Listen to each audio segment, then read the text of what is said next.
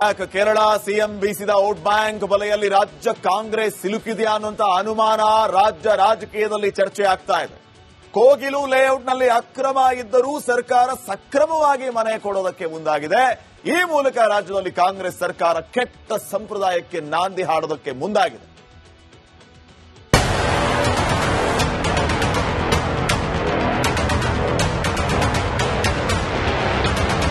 ಅವರು ಕಳೆದ ಒಂದು ವಾರದಿಂದ ಬೀದಿಯಲ್ಲಿರುವ ಜನ, ಕರ್ನಾಟಕದ ಜೊತೆಗೆ ಕೇರಳದಲ್ಲೂ ಎದ್ದಿರುವ ರಾಜಕೀಯ ಧ್ವನಿ, ಇದೆಲ್ಲದರ ನಡುವೆ ಡಿಸಿಎಂ ಡಿಕೆ ಶಿವಕುಮಾರ್ ಕೋಗಿಲು ಲೇಔಟ್ನಲ್ಲಿ ತೆರವು ಮಾಡಿದ್ದ ಒತ್ತುವರಿ ಮನೆಗಳಿಂದ ಬೀದಿಗೆ ಬಿದ್ದಿರುವ ಸಂತ್ರಸ್ತರ ಅಹವಾಲು ಕೇಳಿದ್ದಾರೆ.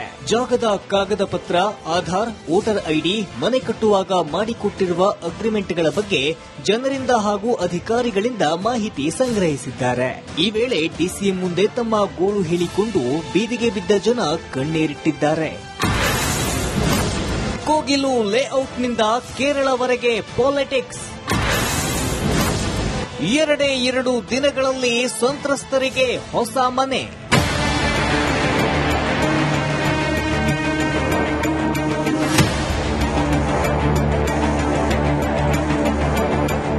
ಒಂದು ಕಡೆ ಪ್ರತಿಪಕ್ಷಗಳ ಟೀಕೆ, ಇನ್ನೊಂದು ಕಡೆ ಸಂತ್ರಸ್ತರ ಆಕ್ರಂದನ. ಬಳಿಕ ಸಿಎಂ ಸಿದ್ದರಾಮಯ್ಯ ವಿಧಾನಸೌಧದಲ್ಲಿ ಸಭೆ ಮಾಡಿದ್ರು. ಹೆಚ್ಚಿನ ಸಂಖ್ಯೆಯಲ್ಲಿ ಮುಸ್ಲಿಮರೇ ಮನೆ ಕಳೆದುಕೊಂಡಿದ್ದಾರೆಂಬ ಕಾರಣಕ್ಕೂ ಏನೋ ವೇಗವಾಗಿ ಕೆಲಸ ನಡೆಯಿತು. ಅದೇ ಈಗ ವಿಪಕ್ಷ ಬಿಜೆಪಿಯ ಕಣ್ಣು ಕೆಂಪಾಗಿಸಿದೆ.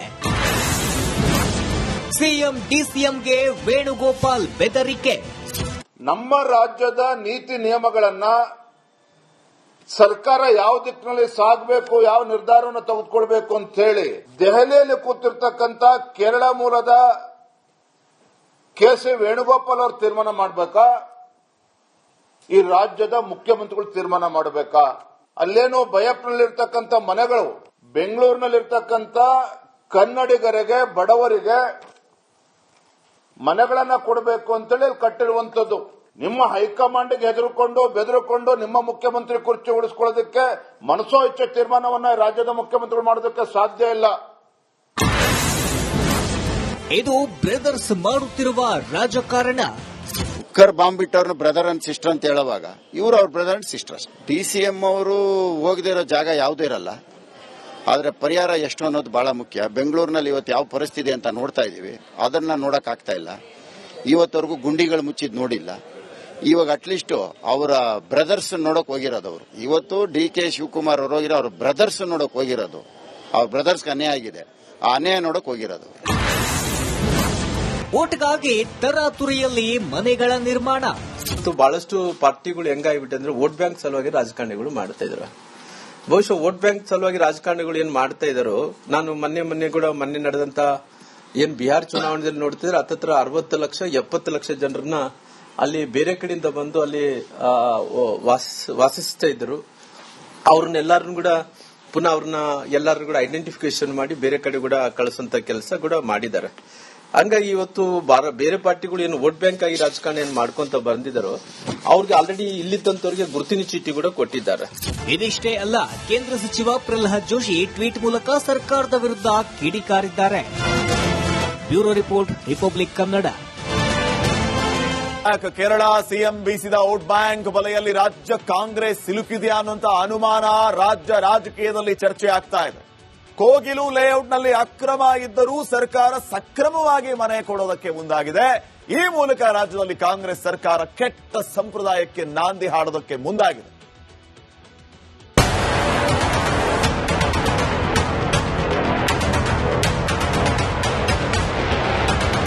ಅವರು ಕಳೆದ ಒಂದು ವಾರದಿಂದ ಬೀದಿಯಲ್ಲಿರುವ ಜನ, ಕರ್ನಾಟಕದ ಜೊತೆಗೆ ಕೇರಳದಲ್ಲೂ ಎದ್ದಿರುವ ರಾಜಕೀಯ ಧ್ವನಿ, ಇದೆಲ್ಲದರ ನಡುವೆ ಡಿಸಿಎಂ ಡಿಕೆ ಶಿವಕುಮಾರ್ ಕೋಗಿಲು ಲೇಔಟ್ನಲ್ಲಿ ತೆರವು ಮಾಡಿದ್ದ ಒತ್ತುವರಿ ಮನೆಗಳಿಂದ ಬೀದಿಗೆ ಬಿದ್ದಿರುವ ಸಂತ್ರಸ್ತರ ಅಹವಾಲು ಕೇಳಿದ್ದಾರೆ. ಜಾಗದ ಕಾಗದ ಪತ್ರ, ಆಧಾರ್, ವೋಟರ್ ಐಡಿ, ಮನೆ ಕಟ್ಟುವಾಗ ಮಾಡಿಕೊಟ್ಟಿರುವ ಅಗ್ರಿಮೆಂಟ್ಗಳ ಬಗ್ಗೆ ಜನರಿಂದ ಹಾಗೂ ಅಧಿಕಾರಿಗಳಿಂದ ಮಾಹಿತಿ ಸಂಗ್ರಹಿಸಿದ್ದಾರೆ. ಈ ವೇಳೆ ಡಿಸಿಎಂ ಮುಂದೆ ತಮ್ಮ ಗೋಳು ಹೇಳಿಕೊಂಡು ಬೀದಿಗೆ ಬಿದ್ದ ಜನ ಕಣ್ಣೀರಿಟ್ಟಿದ್ದಾರೆ.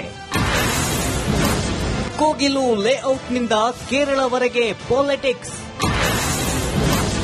2 ದಿನಗಳಲ್ಲಿ ಸಂತ್ರಸ್ತರಿಗೆ ಹೊಸ ಮನೆ.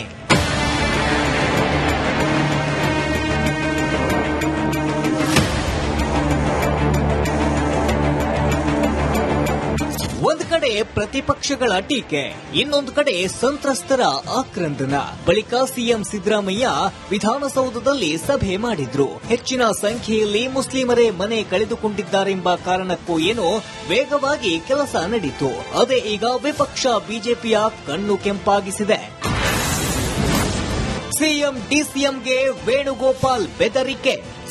ನಮ್ಮ ರಾಜ್ಯದ ನೀತಿ ನಿಯಮಗಳನ್ನ ಸರ್ಕಾರ ಯಾವ ದಿಕ್ಕಿನಲ್ಲಿ ಸಾಗಬೇಕು, ಯಾವ ನಿರ್ಧಾರವನ್ನು ತೆಗೆದುಕೊಳ್ಬೇಕು ಅಂತ ಹೇಳಿ ದೆಹಲಿಯಲ್ಲಿ ಕೂತಿರ್ತಕ್ಕಂಥ ಕೇರಳ ಮೂಲದ ಕೆ.ಸಿ. ವೇಣುಗೋಪಾಲ್ ಅವರು ತೀರ್ಮಾನ ಮಾಡಬೇಕಾ, ಈ ರಾಜ್ಯದ ಮುಖ್ಯಮಂತ್ರಿಗಳು ತೀರ್ಮಾನ ಮಾಡಬೇಕಾ? ಅಲ್ಲೇನೋ ಬಯಪ್ನಲ್ಲಿರ್ತಕ್ಕಂಥ ಮನೆಗಳು, ಬೆಂಗಳೂರಿನಲ್ಲಿರ್ತಕ್ಕಂಥ ಕನ್ನಡಿಗರಿಗೆ, ಬಡವರಿಗೆ ಮನೆಗಳನ್ನ ಕೊಡಬೇಕು ಅಂತೇಳಿ ಕಟ್ಟಿರುವಂತದ್ದು. ನಿಮ್ಮ ಹೈಕಮಾಂಡ್ಗೆ ಬೆದರಿಕೊಂಡು ನಿಮ್ಮ ಮುಖ್ಯಮಂತ್ರಿ ಕುರ್ಚಿ ಉಳಿಸ್ಕೊಳ್ಳೋದಕ್ಕೆ ಮನಸೋ ಇಚ್ಛೆ ತೀರ್ಮಾನವನ್ನ ರಾಜ್ಯದ ಮುಖ್ಯಮಂತ್ರಿಗಳು ಮಾಡೋದಕ್ಕೆ ಸಾಧ್ಯ ಇಲ್ಲ. ಇದು ಬ್ರದರ್ಸ್ ಮಾಡುತ್ತಿರುವ ರಾಜಕಾರಣ. ಕುಕ್ಕರ್ ಬಾಂಬ್ ಬಿಟ್ಟವ್ರನ್ನ ಬ್ರದರ್ ಅಂಡ್ ಸಿಸ್ಟರ್ ಅಂತ ಹೇಳುವಾಗ ಇವರು ಅವ್ರ ಬ್ರದರ್ ಅಂಡ್ ಸಿಸ್ಟರ್ಸ್. ಡಿಸಿಎಂ ಅವರು ಹೋಗದಿರೋ ಜಾಗ ಯಾವುದೂ ಇರಲ್ಲ, ಆದ್ರೆ ಪರಿಹಾರ ಎಷ್ಟು ಅನ್ನೋದು ಬಹಳ ಮುಖ್ಯ. ಬೆಂಗಳೂರಿನಲ್ಲಿ ಇವತ್ತು ಯಾವ ಪರಿಸ್ಥಿತಿ ಅಂತ ನೋಡ್ತಾ ಇದೀವಿ, ಅದನ್ನ ನೋಡಕ್ ಆಗ್ತಾ ಇಲ್ಲ. ಇವತ್ತವರೆಗೂ ಗುಂಡಿಗಳು ಮುಚ್ಚಿದ್ ನೋಡಿಲ್ಲ. ಇವಾಗ ಅಟ್ಲೀಸ್ಟ್ ಅವರ ಬ್ರದರ್ಸ್ ನೋಡಕ್ ಹೋಗಿರೋದು ಅವರು. ಇವತ್ತು ಡಿ.ಕೆ. ಶಿವಕುಮಾರ್ ಅವರು ಹೋಗಿರೋ ಅವ್ರ ಬ್ರದರ್ಸ್ ನೋಡಕ್ ಹೋಗಿರೋದು. ಅವ್ರ ಬ್ರದರ್ಸ್ಗೆ ಅನ್ಯಾಯ ಆಗಿದೆ, ಆ ಅನ್ಯಾಯ ನೋಡಕ್ ಹೋಗಿರೋದು. ಓಟ್ಗಾಗಿ ತರಾತುರಿಯಲ್ಲಿ ಮನೆಗಳ ನಿರ್ಮಾಣ. ಬಹಳಷ್ಟು ಪಾರ್ಟಿಗಳು ಹೆಂಗಾಗ್ಬಿಟ್ಟೆ ಅಂದ್ರೆ ವೋಟ್ ಬ್ಯಾಂಕ್ ಸಲುವಾಗಿ ರಾಜಕಾರಣಿಗಳು ಮಾಡ್ತಾ ಇದ್ರು. ಬಹುಶಃ ವೋಟ್ ಬ್ಯಾಂಕ್ ಸಲುವಾಗಿ ರಾಜಕಾರಣಿಗಳು ಏನ್ ಮಾಡ್ತಾ ಇದಾರೋ, ನಾನು ಮೊನ್ನೆ ನಡೆದಂತ ಏನ್ ಬಿಹಾರ್ ಚುನಾವಣೆಯಲ್ಲಿ ನೋಡ್ತಿದ್ರೆ ಹತ್ತತ್ರ 60 ಲಕ್ಷ 70 ಲಕ್ಷ ಜನರನ್ನ ಅಲ್ಲಿ ಬೇರೆ ಕಡೆಯಿಂದ ಬಂದು ಅಲ್ಲಿ ವಾಸಿಸ್ತಾ ಇದ್ರು. ಅವ್ರನ್ನೆಲ್ಲರನ್ನು ಕೂಡ ಪುನಃ ಅವ್ರನ್ನ ಎಲ್ಲಾರು ಕೂಡ ಐಡೆಂಟಿಫಿಕೇಶನ್ ಮಾಡಿ ಬೇರೆ ಕಡೆ ಕೂಡ ಕಳಿಸಂತ ಕೆಲಸ ಕೂಡ ಮಾಡಿದ್ದಾರೆ. ಹಂಗಾಗಿ ಇವತ್ತು ಬೇರೆ ಪಾರ್ಟಿಗಳು ಏನು ವೋಟ್ ಬ್ಯಾಂಕ್ ಆಗಿ ರಾಜಕಾರಣ ಏನ್ ಮಾಡ್ಕೊಂತ ಬಂದಿದ್ದಾರೋ ಅವ್ರಿಗೆ ಆಲ್ರೆಡಿ ಇಲ್ಲಿದ್ದಂತವ್ರಿಗೆ ಗುರುತಿನ ಚೀಟಿ ಕೂಡ ಕೊಟ್ಟಿದ್ದಾರೆ. ಇದಿಷ್ಟೇ ಅಲ್ಲ, ಕೇಂದ್ರ ಸಚಿವ ಪ್ರಹ್ಲಾದ್ ಜೋಶಿ ಟ್ವೀಟ್ ಮೂಲಕ ಸರ್ಕಾರದ ವಿರುದ್ಧ ಕಿಡಿಕಾರಿದ್ದಾರೆ. Bureau report, republic Kannada. Kerala CM ಬೀಸಿದ ವೋಟ್ ಬ್ಯಾಂಕ್ ಬಲೆಯಲ್ಲಿ ರಾಜ್ಯ ಕಾಂಗ್ರೆಸ್ ಸಿಲುಕಿದೆಯಾ ಅನ್ನುವಂತ ಅನುಮಾನ ರಾಜ್ಯ ರಾಜಕೀಯದಲ್ಲಿ ಚರ್ಚೆ ಆಗ್ತಾ ಇದೆ. ಕೋಗಿಲು ಲೇಔಟ್ನಲ್ಲಿ ಅಕ್ರಮ ಇದ್ದರೂ ಸರ್ಕಾರ ಸಕ್ರಮವಾಗಿ ಮನೆ ಕೊಡೋದಕ್ಕೆ ಮುಂದಾಗಿದೆ. ಈ ಮೂಲಕ ರಾಜ್ಯದಲ್ಲಿ ಕಾಂಗ್ರೆಸ್ ಸರ್ಕಾರ ಕೆಟ್ಟ ಸಂಪ್ರದಾಯಕ್ಕೆ ನಾಂದಿ ಹಾಡೋದಕ್ಕೆ ಮುಂದಾಗಿದೆ.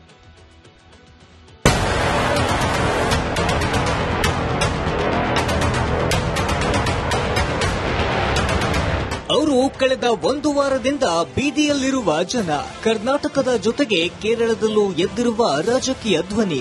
ಇದೆಲ್ಲದರ ನಡುವೆ ಡಿಸಿಎಂ ಡಿಕೆ ಶಿವಕುಮಾರ್ ಕೋಗಿಲು ಲೇಔಟ್ನಲ್ಲಿ ತೆರವು ಮಾಡಿದ್ದ ಒತ್ತುವರಿ ಮನೆಗಳಿಂದ ಬೀದಿಗೆ ಬಿದ್ದಿರುವ ಸಂತ್ರಸ್ತರ ಅಹವಾಲು ಕೇಳಿದ್ದಾರೆ. ಜಾಗದ ಕಾಗದ ಪತ್ರ, ಆಧಾರ್, ವೋಟರ್ ಐಡಿ, ಮನೆ ಕಟ್ಟುವಾಗ ಮಾಡಿಕೊಟ್ಟಿರುವ ಅಗ್ರಿಮೆಂಟ್ಗಳ ಬಗ್ಗೆ ಜನರಿಂದ ಹಾಗೂ ಅಧಿಕಾರಿಗಳಿಂದ ಮಾಹಿತಿ ಸಂಗ್ರಹಿಸಿದ್ದಾರೆ. ಈ ವೇಳೆ ಡಿಸಿಎಂ ಮುಂದೆ ತಮ್ಮ ಗೋಳು ಹೇಳಿಕೊಂಡು ಬೀದಿಗೆ ಬಿದ್ದ ಜನ ಕಣ್ಣೀರಿಟ್ಟಿದ್ದಾರೆ. ಕೋಗಿಲು ಲೇಔಟ್ನಿಂದ ಕೇರಳವರೆಗೆ ಪಾಲಿಟಿಕ್ಸ್.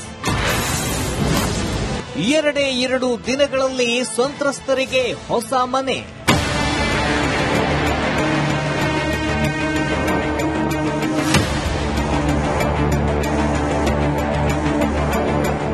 ಒಂದು ಕಡೆ ಪ್ರತಿಪಕ್ಷಗಳ ಟೀಕೆ, ಇನ್ನೊಂದು ಕಡೆ ಸಂತ್ರಸ್ತರ ಆಕ್ರಂದನ. ಬಳಿಕ ಸಿಎಂ ಸಿದ್ದರಾಮಯ್ಯ ವಿಧಾನಸೌಧದಲ್ಲಿ ಸಭೆ ಮಾಡಿದ್ರು. ಹೆಚ್ಚಿನ ಸಂಖ್ಯೆಯಲ್ಲಿ ಮುಸ್ಲಿಮರೇ ಮನೆ ಕಳೆದುಕೊಂಡಿದ್ದಾರೆಂಬ ಕಾರಣಕ್ಕೂ ಏನೋ ವೇಗವಾಗಿ ಕೆಲಸ ನಡೆಯಿತು. ಅದೇ ಈಗ ವಿಪಕ್ಷ ಬಿಜೆಪಿಯ ಕಣ್ಣು ಕೆಂಪಾಗಿಸಿದೆ. ಸಿಎಂ ಡಿಸಿಎಂಗೆ ವೇಣುಗೋಪಾಲ್ ಬೆದರಿಕೆ. ನಮ್ಮ ರಾಜ್ಯದ ನೀತಿ ನಿಯಮಗಳನ್ನ ಸರ್ಕಾರ ಯಾವ ದಿಕ್ಕಿನಲ್ಲಿ ಸಾಗಬೇಕು, ಯಾವ ನಿರ್ಧಾರವನ್ನು ತೆಗೆದುಕೊಳ್ಬೇಕು ಅಂತ ಹೇಳಿ ದೆಹಲಿಯಲ್ಲಿ ಕೂತಿರ್ತಕ್ಕಂಥ ಕೇರಳ ಮೂಲದ ಕೆ.ಸಿ. ವೇಣುಗೋಪಾಲ್ ಅವರು ತೀರ್ಮಾನ ಮಾಡಬೇಕಾ, ಈ ರಾಜ್ಯದ ಮುಖ್ಯಮಂತ್ರಿಗಳು ತೀರ್ಮಾನ ಮಾಡಬೇಕಾ? ಅಲ್ಲೇನೋ ಬಯಪ್ನಲ್ಲಿರ್ತಕ್ಕಂಥ ಮನೆಗಳು, ಬೆಂಗಳೂರಿನಲ್ಲಿರ್ತಕ್ಕಂಥ ಕನ್ನಡಿಗರಿಗೆ, ಬಡವರಿಗೆ ಮನೆಗಳನ್ನ ಕೊಡಬೇಕು ಅಂತೇಳಿ ಕಟ್ಟಿರುವಂತದ್ದು. ನಿಮ್ಮ ಹೈಕಮಾಂಡ್ಗೆ ಬೆದರಿಕೊಂಡು ನಿಮ್ಮ ಮುಖ್ಯಮಂತ್ರಿ ಕುರ್ಚಿ ಉಳಿಸ್ಕೊಳ್ಳೋದಕ್ಕೆ ಮನಸೋ ಇಚ್ಛೆ ತೀರ್ಮಾನವನ್ನ ರಾಜ್ಯದ ಮುಖ್ಯಮಂತ್ರಿಗಳು ಮಾಡೋದಕ್ಕೆ ಸಾಧ್ಯ ಇಲ್ಲ. ಇದು ಬ್ರದರ್ಸ್ ಮಾಡುತ್ತಿರುವ ರಾಜಕಾರಣ. ಕುಕ್ಕರ್ ಬಾಂಬ್ ಬಿಟ್ಟವ್ರನ್ನ ಬ್ರದರ್ ಅಂಡ್ ಸಿಸ್ಟರ್ ಅಂತ ಹೇಳುವಾಗ ಇವರು ಅವ್ರ ಬ್ರದರ್ ಅಂಡ್ ಸಿಸ್ಟರ್. DCM ಅವರು ಹೋಗದೇ ಇರೋ ಜಾಗ ಯಾವುದೂ ಇರಲ್ಲ. ಆದ್ರೆ ಪರಿಹಾರ ಎಷ್ಟು ಅನ್ನೋದು ಬಹಳ ಮುಖ್ಯ. ಬೆಂಗಳೂರಿನಲ್ಲಿ ಇವತ್ತು ಯಾವ ಪರಿಸ್ಥಿತಿ ಅಂತ ನೋಡ್ತಾ ಇದೀವಿ, ಅದನ್ನ ನೋಡಕ್ ಆಗ್ತಾ ಇಲ್ಲ. ಇವತ್ತವರೆಗೂ ಗುಂಡಿಗಳು ಮುಚ್ಚಿದ್ ನೋಡಿಲ್ಲ. ಇವಾಗ ಅಟ್ಲೀಸ್ಟ್ ಅವರ ಬ್ರದರ್ಸ್ ನೋಡಕ್ ಹೋಗಿರೋದು ಅವರು. ಇವತ್ತು DK ಶಿವಕುಮಾರ್ ಅವರು ಹೋಗಿರೋ ಅವ್ರ ಬ್ರದರ್ಸ್ ನೋಡಕ್ ಹೋಗಿರೋದು. ಅವ್ರ ಬ್ರದರ್ಸ್ಗೆ ಅನ್ಯಾಯ ಆಗಿದೆ, ಆ ಅನ್ಯಾಯ ನೋಡಕ್ ಹೋಗಿರೋದು.